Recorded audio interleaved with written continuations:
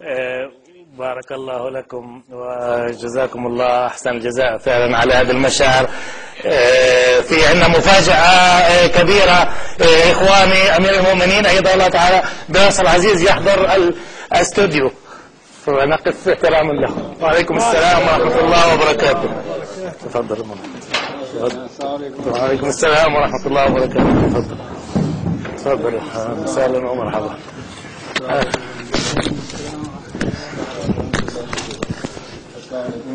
السلام.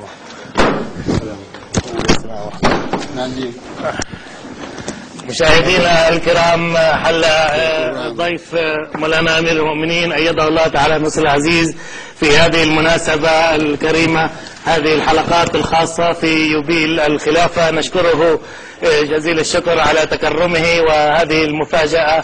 طبعا انا اعطي الكلام للاخ عبد المؤمن، لا استطيع ان اكمل.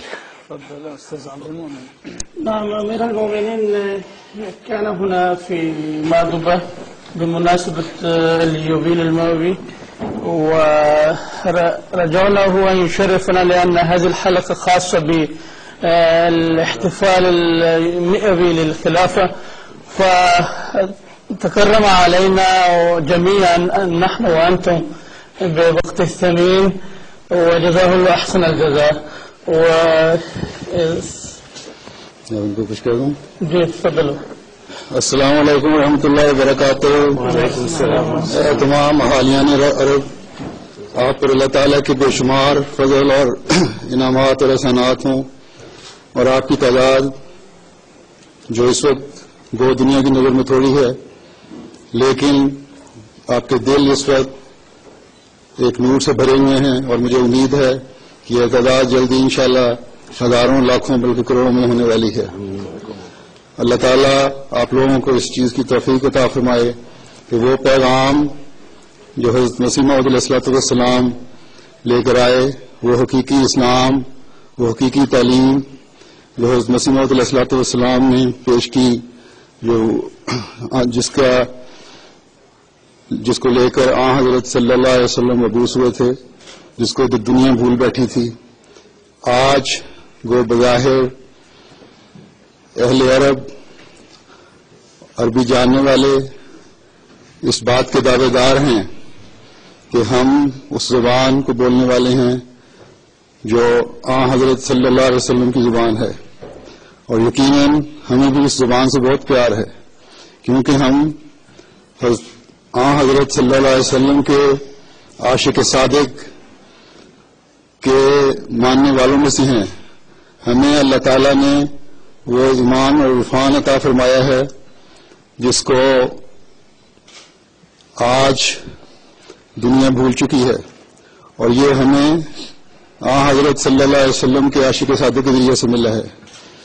میں اپنے تمام عرب احمدی بھائیوں کو یہ پیغام دیتا ہوں کہ آج جس انعام اور فضل سے اللہ تعالیٰ نے آپ کو متمتع فرمایا ہے، اس کو آگے بھی پھیلائیں، اور اس وقت تک چین سے نہ بیٹھیں جب تک تمام دنیا کو، تمام عالم عرب کو مسیح محمدی کے قدموں تلے نہ لے آئیں. اور یہ اس لیے نہیں کہ مسیح محمدی کے قدموں تلے لانے میں کوئی مسیح محمدی کی برائی ہے، بلکہ یہ حقیقی طور پر اس حضرت صلی اللہ علیہ وسلم کے قدموں تلے لانے والی بات ہے جس کو آج دنیا بھول چکی ہے.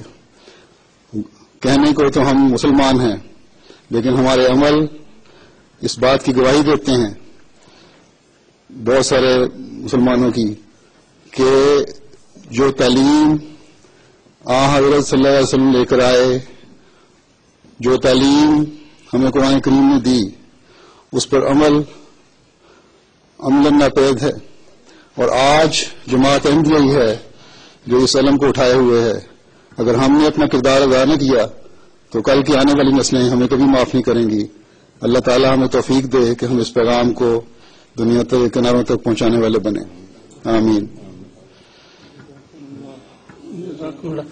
لقد تكرم علينا أمير المؤمنين برسالته بهذه المناسبة، ويقول حضرته أنني أقول للعرب المسلمين الأحمديين جميعا إنه من فضل الله العظيم علينا ومن كرمه الكبير علينا أنكم قد دخلتم تحت راية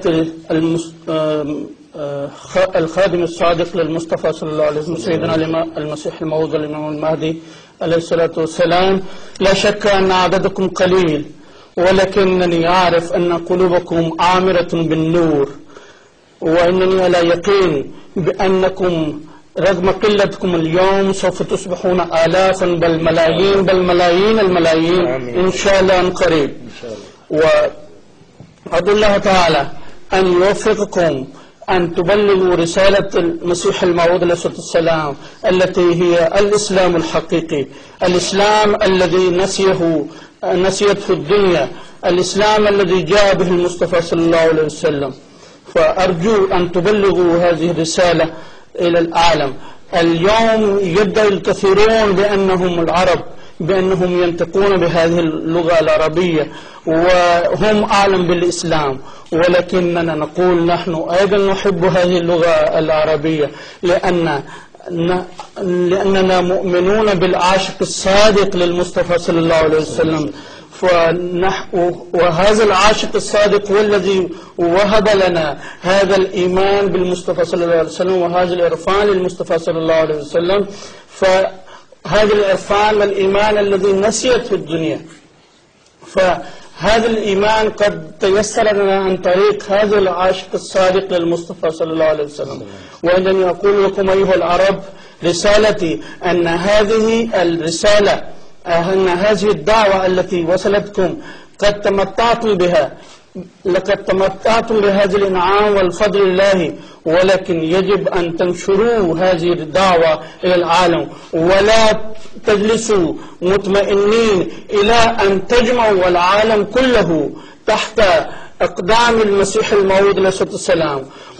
واعلموا أنه ليس فيه أي شرف للمسيح الموعود، للمسيح المحمدي عليه الصلاة والسلام، وإنما هو شرف وتكريم وعز للمصطفى صلى الله عليه وسلم في الحقيقة، لأنه ليس إلا خادما للمصطفى صلى الله عليه وسلم. هناك كثيرون الذين يقولون أنهم مسلمون، ولكن عملهم يدل أنهم ليسوا مسلمين في الحقيقة. لقد نسوا تعليم الرسول صلى الله عليه وسلم، لقد نسوا تعليم القرآن الكريم ولا يعملون بها حقا. إنما هي الجماعة الإسلامية الأحمدية التي تعمل بهذه التعاليم المحمدية، بهذه التعاليم القرآنية. فعليكم عن طريق سيرتكم الطاهرة عليكم أن تنشروا هذه التعاليم، ولا تجلسوا مطمئنين، بل ضموا إليكم أكبر عدد ممكن. وأدعو